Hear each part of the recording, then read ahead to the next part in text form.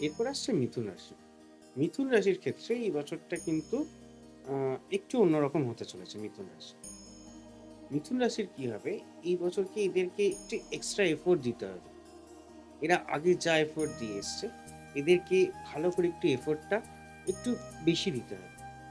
এদের ১ম কয়েকটা মাস হয়তো ডিস্টার্ব দিয়ে যাবে। ঠিক আছে? বাট আফটার এপ্রিল এদের এই যে এফোর্টটা এরা যদি দিতে থাকে, তাহলে কিন্তু তারা গুড রেজাল্ট রিটার্ন পাবে। এরা কিন্তু কর্মের জায়গায় খুব বেশি ব্যস্ত হয়ে যাবে।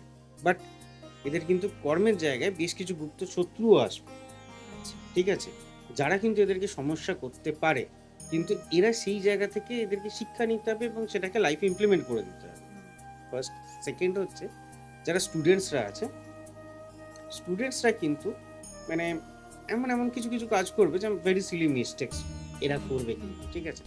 যার ফলে এটা রেজাল্টে একটা ইমপ্যাক্ট করবে। ঠিক আছে? ফার্স্ট। সেকেন্ড, এরা বেশ কিছু এই পড়াশোনা নিয়ে কিছুটা হলেও কিন্তু এদেরকে চিন্তায় থাকতে হবে। যারা বিজনেস করছেন তাদেরকে আ কর্মের জায়গায় তারা যেমন ভালো করে ডেডিকেটেডলি কাজ করবেন, অ্যাজ ওয়েল অ্যাজ ফ্যামিলিকেও কিন্তু টাইম দিতে হবে।